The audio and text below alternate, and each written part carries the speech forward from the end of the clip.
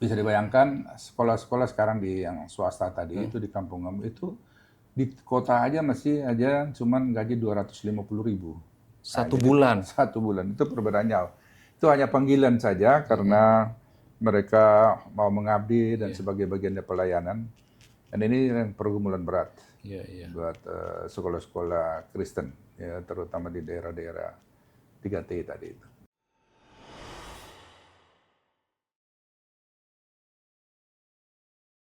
Shalom, para penonton semua, berjumpa kembali bersama saya Denny Widya CBC dari pelayanan Task Force Doa dan Konseling. Pada saat ini, saya kedatang seorang tamu yang luar biasa, Bapak Abraham Paulianto, seorang anggota DPD dari Provinsi Nusa Tenggara Timur dan juga Ketua MPKW Nusa Tenggara Timur. Pada saat ini, kami akan membahas mengenai sekolah Kristen di daerah terpencil, bertahan di tengah keterbatasan, membahas tentang bagaimana sekolah Kristen swasta di tengah keterbatasan. Dan sebelum kita memulai podcast pada saat ini, mari kita berdoa dulu. Terima kasih Tuhan buat saat ini kami boleh hadir di tempat ini bersama Bapak Abraham Paulianto untuk memulai pembicaraan mengenai pendidikan di Indonesia. Dan kami berharap bahwa pendidikan di Indonesia bisa mengalami transformasi dan nama Tuhan dipermuliakan melalui transformasi sekolah Kristen. Dan pada saat ini kami akan berbincang-bincang, Engkau yang menyiapkan semuanya Tuhan, Engkau yang buat semua acara ini berjalan lancar dari awal hingga akhirnya.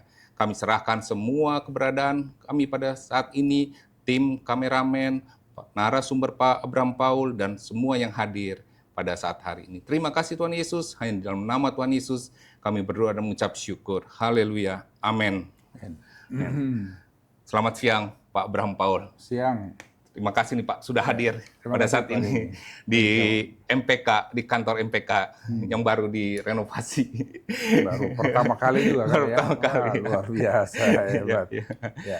Pak, pada saat ini kita akan berbicara mengenai sekolah Kristen ya Pak ya di daerah terpencil, dan Bapak merupakan salah satu anggota DPD RI dari Nusa Tenggara Timur ya Pak. Bisa diceritakan Pak sekilas bagaimana Bapak bisa melayani dan masuk sebagai anggota DPD Pak? Ya, kalau jujur saya bilang saya juga tidak bermimpi untuk jadi anggota DPD dan juga ini semua jalan Tuhan ya, berkat. Jadi awal ceritanya tahun 2004 itu saya menolong salah satu anak yang disiksa di Malaysia, namanya Nirmala Bonat. Ya, TKW kita yang bekerja di Malaysia. Ya, pernah viral tuh ya Pak ya? Viral banget itu pada momen Pak Ibu Megawati mau jadi presiden. Kenapa saya pergi menolong Nirmala Bonat ini? Karena kondisi NTT pada saat itu banyak sekali TKI TKW yang berangkat ke sana dan belum ada BLK pelatihan, sehingga mereka banyak tuh ilegal. Nah, di sisi lain saya sendiri ini dari keluarga yang kakak-kakak saya, saudara-saudara saya itu mau dikata juga berangkat bekerja ke luar negeri. Jadi jika TKI TKW juga lah. Baru kami 5 adik ini jadi sarjana. Nah, saya dari 9 bersaudara saya nomor 5. Nah, saya anak pertama yang bisa sekolah menikmati, tapi bukan biaya dari orang tua. Nah, karena kalau orang dulu itu kan keluarga besar ya. Ya, 4 ini mereka akhirnya bekerja ke luar negeri karena orang tua sudah pensiun, maka disitulah sejarah. Sehingga saya pergi tolong Nirmala Bonat, baru saya tahu, aduh NTT ini persoalan dasar itu adalah di pendidikan dan kesehatan. Padahal orang-orangnya itu semangat tinggi mau bekerja, tapi lapangan pekerjaan tidak ada. Itu tahun 2000-an ya, 2004. Kalau kakak-kakak saya itu tahun 70-an. Jadi bisa dibayangkan udah 30 tahun, 20 tahun baru saya terinspirasi untuk menolong orang-orang di daerah 3T, terutama di NTT, itu yang harus diurus adalah pendidikan dan kesehatan. Iya. Kalau mereka bisa bersekolah, punya kesempatan, saya yakin itu mereka bisa jadi diaspora untuk mengembangkan daerah kita. Nah, kalau mereka hanya pergi bekerja sebagai TKI, TKW, itu nggak akan bisa menolong. Iya. Nah, akhirnya saya bikin BLK dan berkembang jadi sekolah. Sekarang jadi universitas. Ya. Di Di NTT Kupang ya. Namanya Citra Bangsa, Citra Universitas Bangsa. Citra Bangsa. Wah, luar biasa. Jadi dari TK sampai universitas. Student body kurang lebih 7.500 sampai 8.000-an. Jadi peristiwa menolong seorang TKW itu yang mendasari Bapak untuk menjadi seorang anggota DPD. Pertama saya melawan mafia-mafia yang ada di daerah itu dengan saya membangun BLK supaya terlatih kan, untuk bisa berangkat ke luar karena waktu itu saya sudah jadi pengusaha. Saya sudah berteman dengan teman-teman di Jakarta karena saya di Kadin ketemu yang namanya Fahmi Idris, Agung Laksono, Fadel Muhammad, banyak yang di Golkar lah. Ada peristiwa itu mereka yang bel saya, kau pergi tolong anak itu, kenapa? Jadi ini tidak sengaja, mau dibilang kecelakaan ini. Sampai ke titik ini itu kecelakaan. Saya hanya berpikir cita-cita kalau jadi, kan background saya arsitek ya, jadi konsultan, bisa membangun itu udah bersyukur ya. Tapi rencana Tuhan Pak pasti Pak. Tuhan itu luar biasa, banyak hal-hal. Nah Pak, kemudian Bapak juga kan banyak jabatan di sana Pak ya, dan salah satunya nih sebagai Ketua MPKW Nusa Tenggara Timur, Majelis Pendidikan Kristen Wilayah Nusa Tenggara Timur ya Pak ya. Nah bisa diceritakan Pak kondisi pendidikan dan sekolah-sekolah di NTT Pak?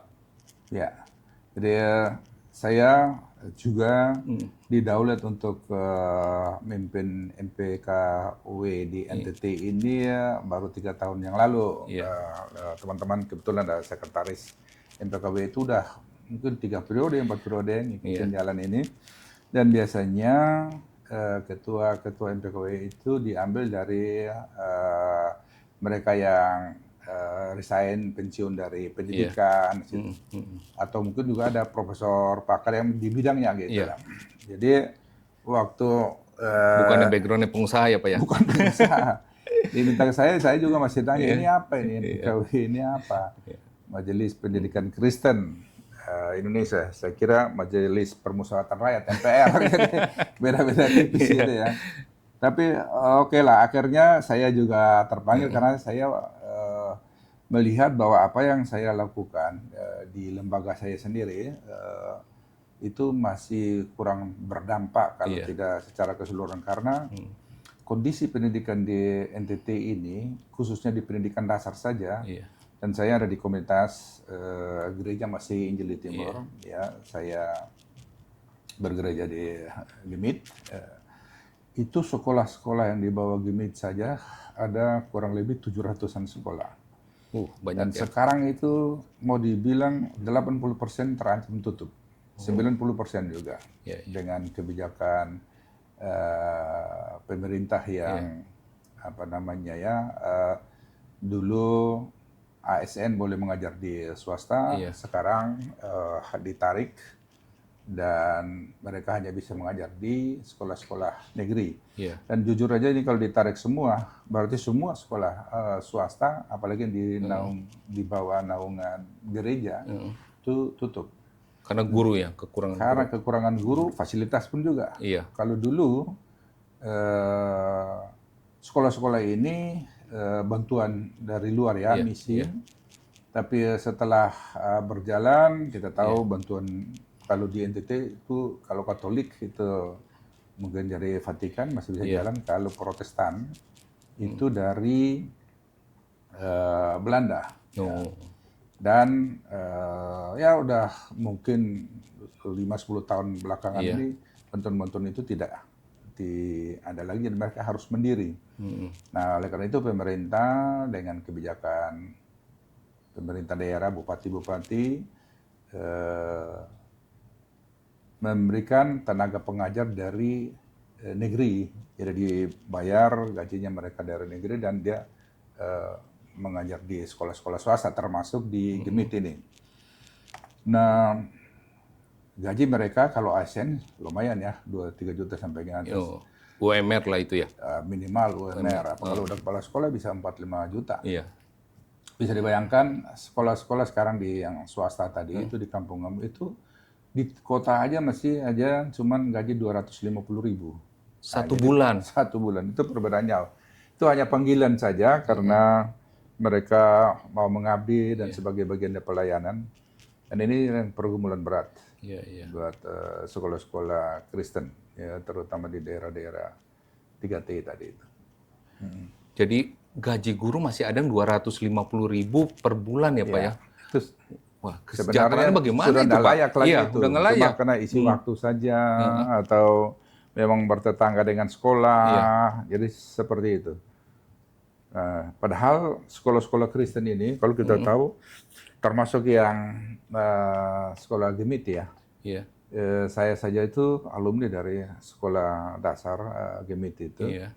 Ini ada umurnya sudah 100 tahun lebih, 117 tahun. Itu di umur TPS, sekolahnya. Umur sekolahnya. Jadi sebelum ada negara Indonesia sudah ada sekolah. Sudah ada sekolah itu. Iya. Nah, oleh karena itu saya masuk di pemerintahan di DPD RI ini itu satu bagian daripada memberikan informasi, edukasi bahwa sekolah-sekolah swasta ini juga harus dipertahankan. Itu meringankan beban daripada pemerintah. Dan bukan sebaliknya, kebijakan yang menarik guru-guru swasta ini untuk boleh mengajar hanya di negeri.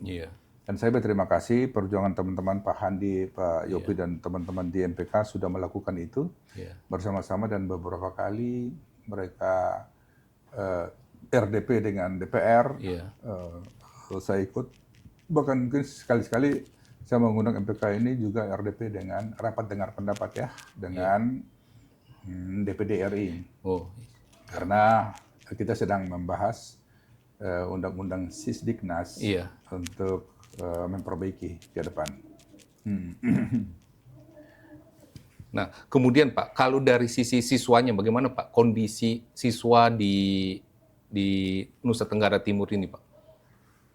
Kalau anak-anak NTT, sejujurnya kita bisa lihat saja ya, kita kan negara kepulauan, kemudian provinsi kepulauan. Salah satu Nusa Tenggara Timur ini adalah provinsi kepulauan.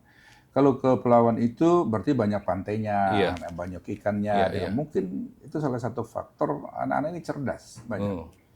Pernah dengar enggak tahun lalu atau 2 tahun lalu anak namanya Nono ya mengalahkan 7.000 anak sedunia. Anak SD kelas 3 ya, yang lahir besar di kampung halaman saya di Kupang, itu daerah agak di pinggiran kota sedikit, namanya Amarasi. Kebetulan saja mamanya guru dan lewat HP mamanya mengajar dia untuk bisa matematika, Sampoa itu ya. Kemudian itu dia bisa mengikuti dengan baik, kan ada ujian itu, dan dia ikut ujian lokal lulus, ikut ujian nasional lulus, bahkan sampai tahap ketiga ikut ujian internasional. Dan akhirnya dia juara 1. Se-dunia, jadi bukan se-Indonesia, bukan se-NTT, atau bukan se-kabupatennya dia, tetapi se-dunia. Apa artinya? Bahwa aset SDM ini ada di daerah. Punya potensi ya Pak? Punya potensi. Yang salah itu adalah kurang mengurusnya. Yang mengurusnya kurang. Jadi saya bersyukur, terima kasih MPK ini sudah beberapa kali datang ke NTT untuk bantu kita untuk bisa menyebarluaskan lagi. Saya percaya kalau tidak ada media, kan ini di era digital, tidak ada media yang masuk sampai sana, nggak akan mungkin Nono bisa berhasil. Dan orang-orang seperti Nono ini di zaman saya itu berpotensi jadi orang gila. Saya bisa testimoni, bersaksi di sekolah saya yang tadi sekolah Gemit itu, berapa tahun lalu ya? Kalau saya masih SD itu kira-kira 50 tahun lalu ya. Itu baru kelas 3 atau mungkin baru kelas 2 ya, itu teman satu meja saya itu keluarganya miskin, mungkin hampir sama lah dengan kita. Iya. Tapi kalau kita beli kacang dulu, masih kecil-kecil Iya. makan kacang itu, bungkusan kacang itu dari koran atau buku-buku. Dia bisa baca buku. Kita itu baru diajar baca di zaman yang itu, ya kan? Iya, iya. Tapi apa nasibnya? Ketika tamat SD, saya sudah sekolah ke negeri, kayaknya dia juga masih ikut, tapi sampai SMA nggak ikut lagi. Kemudian saya pulang setelah saya lulus jadi sarjana, masih di gereja saya juga, kami satu komunitas gereja. Dia udah otaknya terganggu dan sampai hari ini gila.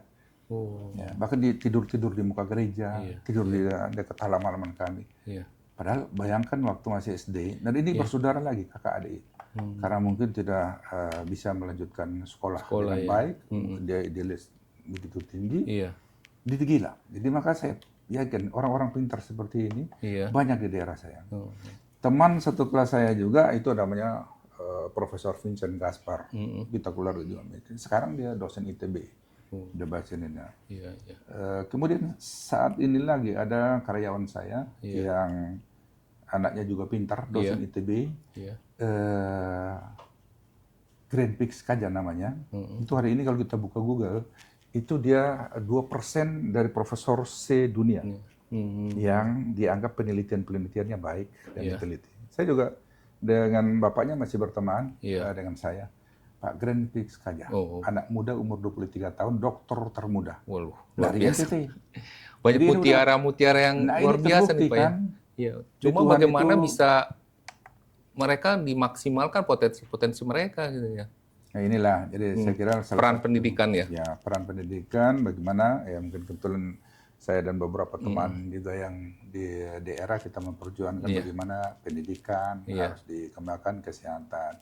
Satu ketika kalau kita sudah bisa merata pendidikan kita bisa mengajar provinsi-provinsi lain, daerah-daerah lain. Bahkan saya yakin kalau dua hal ini kita ngurus dengan benar, Indonesia punya kekayaan alam besar. Kita miskin infrastruktur, kita miskin SDM. Nah ini yang kalau saya sering banding dengan negara lain, misalnya Korea ya. Korea Selatan dengan Indonesia itu kita merdekanya sama loh. Kita baru merayakan 17 Agustus toh. Korea itu tahu merdekanya kapan? 15 Agustus. Beda 2 hari dengan Indonesia. Tapi hari ini kalau ekonomi Korea dan Indonesia mana lebih maju? Kan bisa lihat jelas. Jauh sekali. Ini karena salah urus sistem. Makanya saya masuk di pusat di parlemen ini untuk paling tidak memberikan masukan. Jadi bukan salah kakek nenek saya dulu, tapi salah sistem ketatanegaraan ini untuk mengatur pendidikan dan seterusnya. Jadi banyaklah swasta-swasta, termasuk pendidikan Kristen kan, kita lihat itu berkembang baik. Kalau dulu ya di daerah-daerah yang misi bangun maupun juga sending yang di Protestan ini, guru-guru di seluruh Indonesia saya kira itu pasti ada orang NTT, orang Flores, bahkan guru matematika, guru fisika, kimia, filsafat. Jadi orangnya mampu, tapi sarana prasarananya yang kurang, itu saja.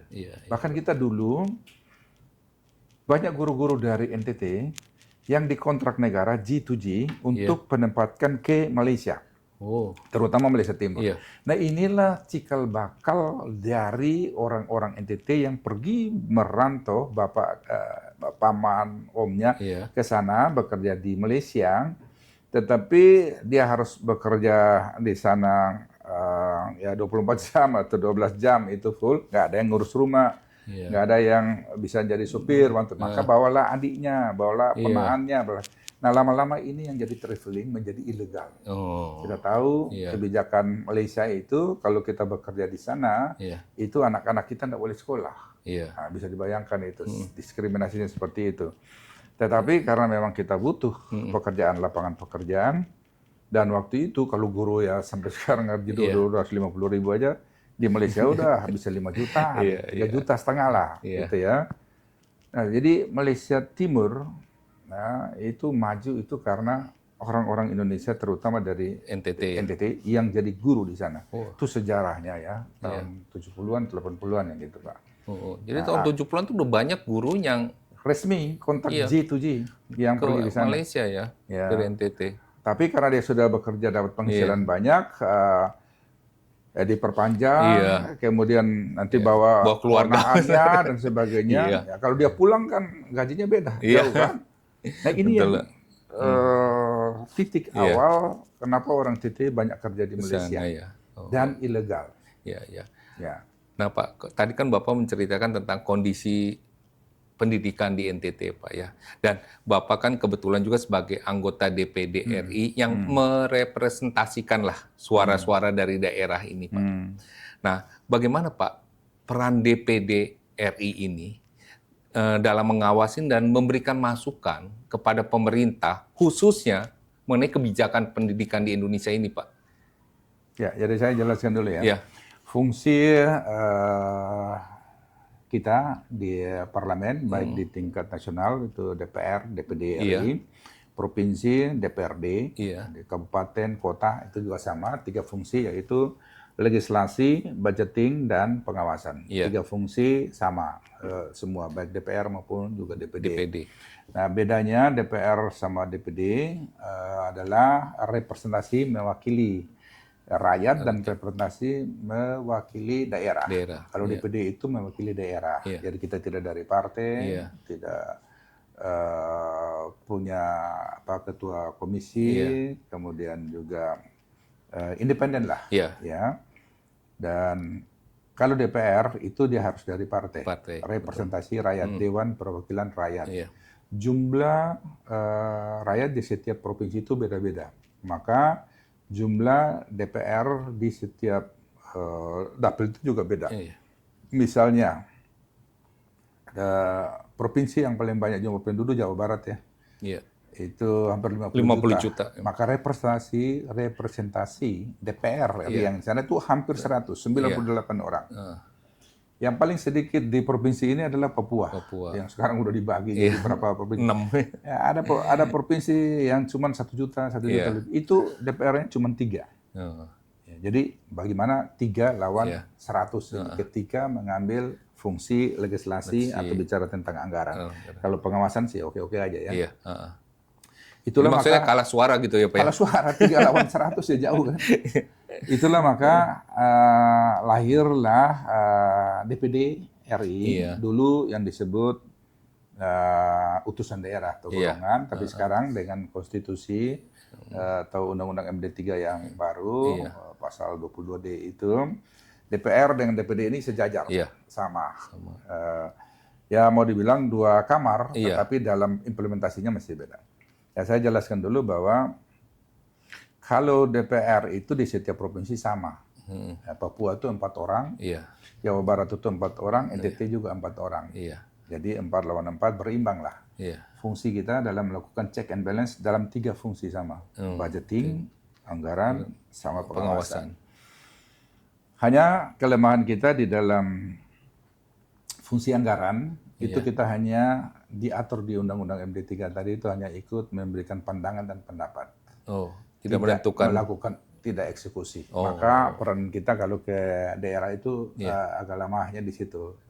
Teman-teman SKPD kurang begitu memfasilitasi untuk hubungan pusat dan daerah, tapi lebih banyak ya mungkin kita memfasilitasi untuk urusan legislasi atau urusan anggaran enggak. Ya itulah fungsi kita. Kalau saya tetap di DPD, makanya saya sudah 4 periode tetap saya di DPD, tidak mau ke DPR, karena saya pikir saya bekerja untuk rakyat NTT, itu lewat wadah apapun juga sama. Yang penting niatnya.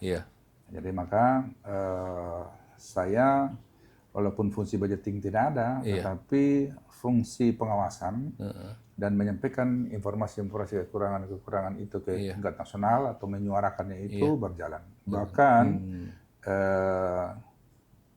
saya lebih bersyukur di DPD karena saya punya waktu banyak untuk bisa keliling daerah, bisa melihat kondisi keberadaan masyarakat dan saya bisa menciptakan lapangan pekerjaan di bidang itu, terutama pendidikan. Itu yang saya bilang tadi, saya mulai dari TKI, TKW, sekarang itu menjadi universitas. Dari TK sampai universitas. Dalam sewaktu saya masih ada di DPDRI. Dan saya bilang itu yang lebih fokus, lebih penting. Begitu. Ya, luar biasa nih Pak. Dan apa Pak, aspirasi dari masyarakat di sana Pak, yang sering Bapak dengar dari masyarakat di NTT Pak ya, tentang pendidikan ini Pak. Apa yang mereka ingin sampaikan atau mereka udah sampaikan ke Bapak Pak? Yang pertama masalah infrastruktur ya gedung-gedung kalau sampai ke desa-desa itu masih sangat prihatin. Tapi yang terpenting lagi itu adalah guru. Jadi kita kekurangan guru yang tadi dengan persoalan ada kebijakan, karena ditarik ke negeri gitu ya. Itu yang paling utama. Paling utama. Bahkan kalau mau kita sandingkan di beberapa daerah termasuk di teman-teman di Papua, mereka dibilang kalau kasih makan gratis lebih baik kasih guru gratis daripada makan gratis. Nah, cuma bisa dibayangkan itu begitu pentingnya sekali ini pendidikan dan mereka merasakan itu kekurangan guru seperti itu. Tapi ya ini karena sudah kebijakan pemerintah dan itu perintah presiden harus dijalankan. Tapi kemarin saya juga kritisi itu, saya bilang makan bergizi gratis itu semua orang membutuhkan, terutama di daerah kita. Jadi kita justru butuh itu juga, utama ya, tidak kalah penting. Tapi untuk memberi makan sampai ke tingkat anak-anak bisa pergi ke sekolah aja, mungkin orang tua masih oke.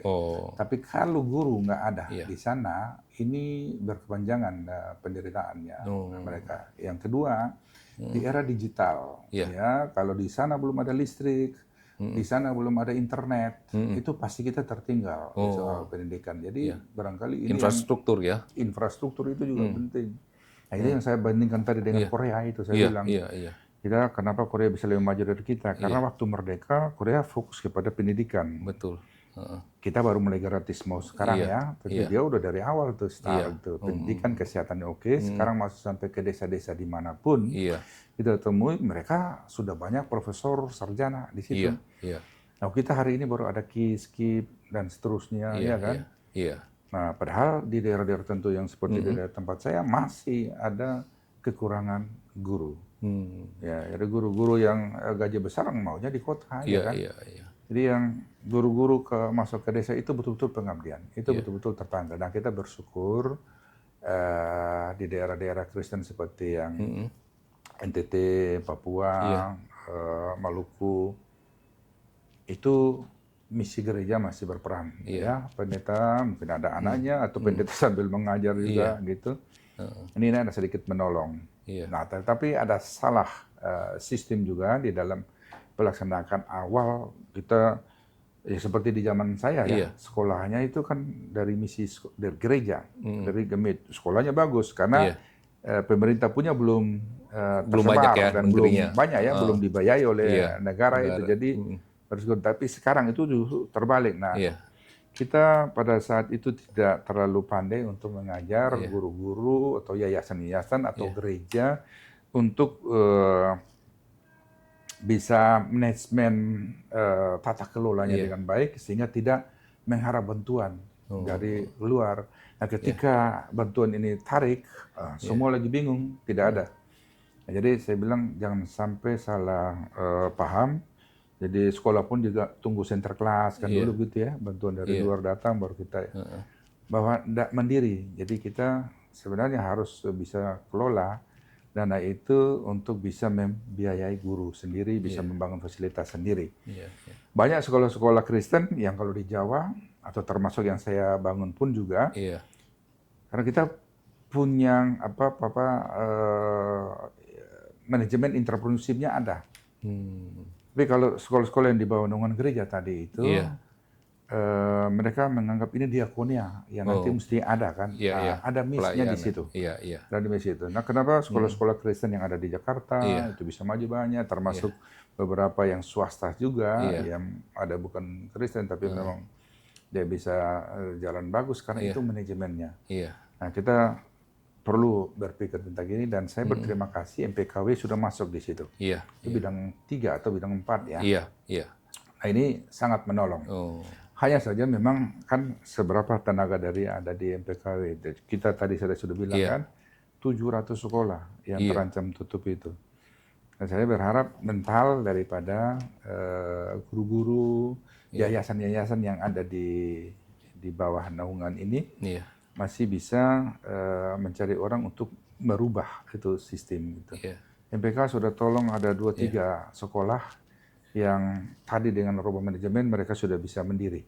Iya. Saya kira Pak Handi Irawan dengan teman-teman di MPK itu berpikir seperti begitu, bagaimana kita kolaborasi yayasan-yayasan yang sudah maju di Kota Maksud dengan label Kristen ini bisa menolong yayasan-yayasan yang tadi misinya gereja tetapi terbengkalai di dalam manajemen. Tapi sekarang sudah ada perubahan ya Pak ya, sejak banyak sekolah-sekolah yang membantu, sekolah-sekolah yang terutama yang di Jawa ini membantu di NTT ya Pak ya. Tetapi memang masih perlu kita diskusikan itu. Yang pertama, begitu banyak sekali kan sekolah itu.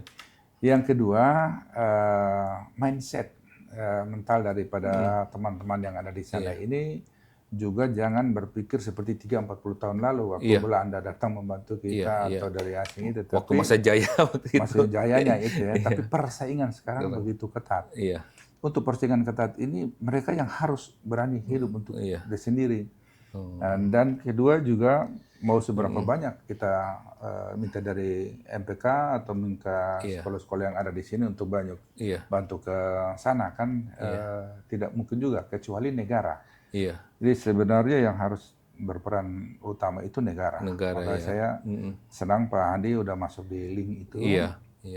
Dia sudah bisa berkomunikasi dengan parlemen dan juga sekarang lagi dia dipakai untuk bisa menjadi narasumber di kementerian. Mudah-mudahan ini bisa lebih berdampak. Lebih berdampak. Kalau kita tolong satu-satu, satu gereja mau bantu berapa? Itu kan ada 700. Bantu yang mana yang tidak. Yang kedua, belum lagi mereka sadar enggak. Ini dibantu jangan sampai dia berpikir seperti center kelas. Ini yang mindset ini yang perlu kita rubah rubah dan memang masih butuh waktu. Betul. Nah Pak, ini bagaimana Bapak melihat ya masa depan pendidikan di Indonesia nih Pak? Sekitar 5-10 tahun ke depan Pak. Dan apa sih harapan Bapak tentang dunia pendidikan Indonesia ke depan ini? Saya optimis untuk masih bisa kita keluar dari soal pendidikan ini. Yang penting negara ini stabil dan tata kelolanya baik dan benar, searah begitu. Ya kita lihat Indonesia ini lebih banyak kadang-kadang kita berdebat hal-hal yang tidak melangkah ke depan, tetapi ya isu-isu dan sebagainya itu ini kita sadar juga ya, karena tadi itu SDM ya manusia. Yang saya bandingkan dengan Korea aja juga kan. Nggak mungkin kita menghabis waktu ini kan sekarang lagi demo. Kita lihat di luar lagi ributin hari tanggal 25 kan rencana demo, mungkin tanggal 29 dan seterusnya. Habis energi kita di sana. Untuk hal-hal yang sebenarnya tidak terlalu ke depan ya. Tapi orang mencari pekerjaan dengan mengandalkan komunitas yang bisa mempengaruhi begitu, tetapi tidak dengan kualitas. Kalau di negara maju, saya lihat itu memang ada juga demo dan sebagainya, tetapi yang positif, bisa ke arah depan. Saya selalu ngomong Korea itu karena gitu, sudah berapa kali saya studi banding ke sana.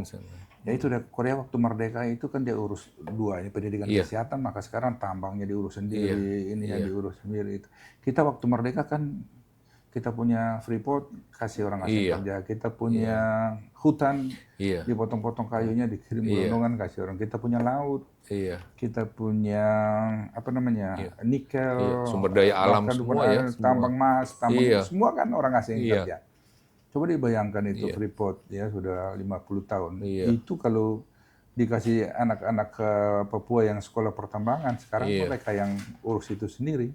Pasti kaya banget kita ya. Masih banyak. Benar, sumber daya mindset lagi. Cara kita yang harus kita benahi ya Pak ya. Kalau banyak masih di pendidikan kita, IPK kita yang masih rendah di bawah negara ini susah kita bicara untuk mengelola sistem kita ke depan. Jadi maka saya komitmen untuk pendidikan, kesehatan, baru kita ngomong ekonomi ke depan. Jadi kalau kita mau menolong orang, kita tidak sinterklas datang bagi sembako, kita datang bagi itu nanti hilang aja. Lebih baik cari anak yang pintar seperti Nono, kita sekolahkan ke dia, mungkin ada keluarga lagi, maka sebentuklah lembaga pendidikan. Jadi lembaga pendidikan saya itu subsidi silang. Anak-anak yang tidak mampu tapi pintar atau anak-anak pendeta itu saya kasih gratiskan atau uangnya di bawah. Nah, mudah-mudahan dengan begitu sudah subsidi silang ini bisa berdampak ya mungkin 5-10 tahun, 15 tahun lagi mereka baru yang terlihat hasilnya. Baru bisa terlihat. Dan puji Tuhan saya bersyukur ya, mulai dari 2007 saya bangun, belum 17 tahun ya, 2007 itu sudah banyak anak-anak yang menerima beasiswa dari saya, bisa bekerja, bahkan hari ini saya bikin satu program lagi untuk mereka bekerja ke luar negeri, batu loncatan. Seperti saya cerita awal tadi ya, kakak-kakak saya itu bekerja ke luar negeri, baru kami 5 adik ini jadi sarjana. Dan itu terjadi di keluarga saya meyakini bahwa banyak keluarga-keluarga yang lain di luar juga membutuhkan seperti itu. Itu aja yang saya jalankan. Maka sampai dengan hari ini saya ada di DPD, saya ada kampus. Gitu. Luar biasa, memang bangsa yang maju itu pasti kalau pendidikannya pun maju. Ya itu udah di mana-mana kita lihat bangsa-bangsa yang maju itu mereka selalu fokus ke pendidikannya buat maju. Nah Pak, ini sebagai pertanyaan terakhir ya Pak ya, sebagai Bapak, sebagai anggota DPD RI dan Ketua MPKW NTT, apa pesan-pesan yang ingin Bapak sampaikan kepada para guru, kepala sekolah, siswa, pemimpin gereja, dan pemangku pendidikan Kristen lah di Indonesia Pak, serta generasi muda di Indonesia nih Pak, tentang pentingnya pendidikannya Pak. Silakan Pak, pesan-pesan yang ingin Bapak sampaikan. Closing statement pesan saya memang sederhana, saya mengalir saja ya. Jadi saya berharap juga apa yang menjadi pemikiran saya ini bisa diterima dan bisa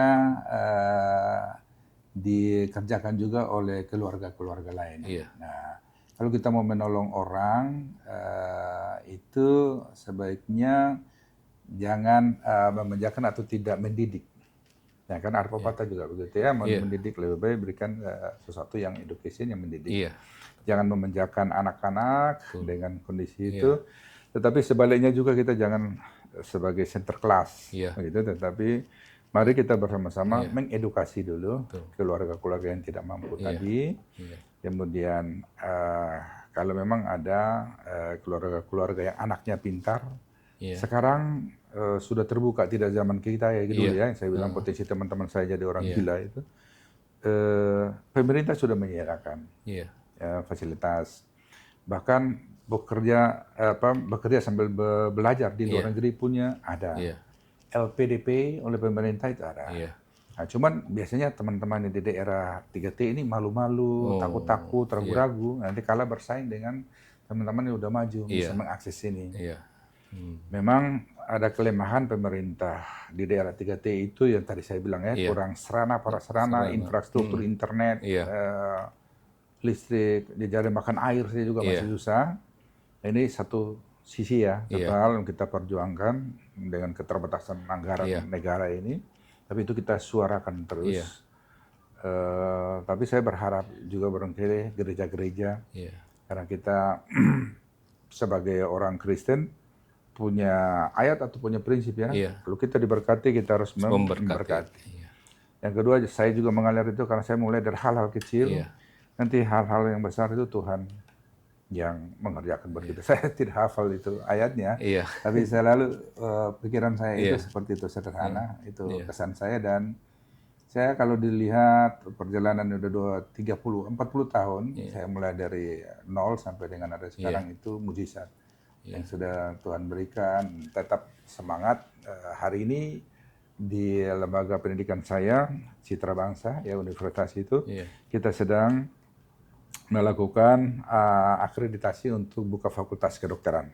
Luar biasa. Jadi ceritanya tadi itu kan, baik bidan, perawat, karena daripada kirim TKI TKW kan saya perawat ya. Iya, iya. Sudah perawat, bidan, Iya. farmasi, apoteker, sekarang kedokteran. Jadi Kedokteran. core bisnis di Lembaga Kesehatan, Pendidikan Citra Bangsa ini, Universitas Citra Bangsa itu kesehatan. Sudah itu prodi-prodi baru Iya. yang saya kembangkan sesuai dengan pertumbuhan zaman itu digital. Iya. Jadi kalau dulu ekonomi, sekarang saya buka bisnis digital. Digital. Zamannya sekarang nih ya, digital. Dan saya yakin orang NTT pasti ada dan pasti berhasil kan. Saya kasih contoh Nono tadi, Grandpix, Kaja, gitu kan pintar-pintar. Tapi kan tidak ada warna ini.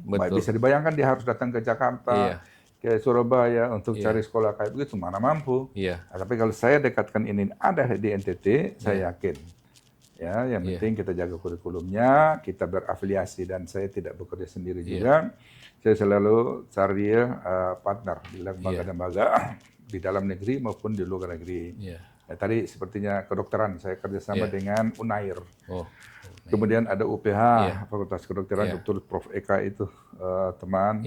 Di Undana, saya alumni Udayana ya, Bali. Itu kita ke sana juga. Karena mencari dosen untuk membuka fakultas kedokteran 26 dosen sarjana yang biomed itu juga tidak mudah. Di NTT itu baru ada satu fakultas kedokteran yang milik negeri. Nah, saya yang swasta ini itu tantangan-tantangan itu. Tetapi puji Tuhan lewat networking yang sekarang saya ada di DPD RI dan juga saya berteman di organisasi ini. Disitulah jalan keluar. Jadi ya saya bersyukur, berterima kasih. Bahkan saya kaget juga kalau duduk-duduk merenungkan kok bisa ada sekolah saya yang dari TK sampai universitas itu perjalanan yang tidak direncanakan, bertumbuh aja berkembangan. Bahkan membangun pendidikan ini pun juga dengan biaya apa adanya. Begitu. Tidak pinjam bank, tidak bertumbuh dan bisa jadi gitu. Jadi itu mujizat bagi saya. Saya bersyukur dan sepertinya pikiran saya itu tadi. Kalau kita bekerja untuk menolong orang, doa daripada orang-orang itu yang sudah banyak kita tolong itu yang memberikan semua urusan kita terbuka dan dimudahkan. Oleh Betul. Luar biasa nih Pak. Itu aja. Ya, cerita-cerita dari Pak Abraham Paul ini sungguh menginspirasi para penonton semua. Bagaimana Pak Paul cerita bahwa ketika beliau diberkati, beliau harus memberkati. Itu kuncinya ya. Ketika kita diberkati, marilah kita memberkati orang lain.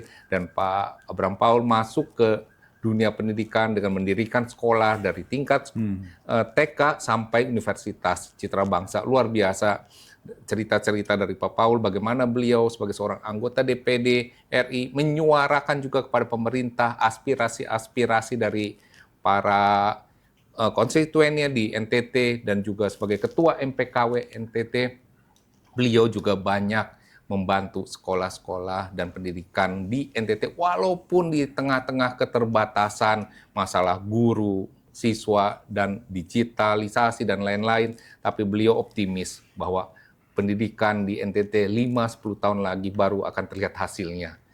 Ya, luar biasa kita berdoa bagi masyarakat di sana di NTT di tengah keterbatasan, biarlah Tuhan yang memimpin, Tuhan yang beracara, Tuhan yang membawa anak-anak di NTT supaya mereka bisa menikmati pendidikan, terutama pendidikan Kristiani dan kasih Kristus nyata bagi mereka. Terima kasih buat para penonton yang sudah menonton podcast ini. Silakan subscribe, like, berikan komen dan share video di sini di konten ini sehingga makin banyak orang-orang yang terinspirasi. Saya ucapkan terima kasih. Kita akan akhiri podcast ini dengan doa penutup. Pak Abraham, silakan berdoa ya. Gantian Pak, saya udah doa penutup. Ya, pemirsa dan semua penonton podcast perdana dari MPK Indonesia yang di bawah pimpinan Pak Dene, Pak Tony dan kawan-kawan supaya diberkati. Mari kita berdoa. Tuhan Allah Bapa kami yang ada di surga, terima kasih Tuhan atas anugerah dan waktu kesempatan yang Tuhan berikan. Hari ini hamba bisa bersama-sama dengan Pak Dene, Pak Tony dan seluruh kru untuk memulai menyebarkan firman-Mu lewat pendidikan yang dibangun oleh MPK Pusat di bidang 4 ini. Kami percaya bahwa hal-hal yang kami lakukan dan apa yang sudah kami diskusikan tadi bisa berdampak buat banyak orang dan menjadi berkat buat orang lain, terutama khususnya di bidang pendidikan, di mana negara kita masih jauh tertinggal jika dibandingkan dengan negara-negara lain yang tadi sudah hamba sharingkan.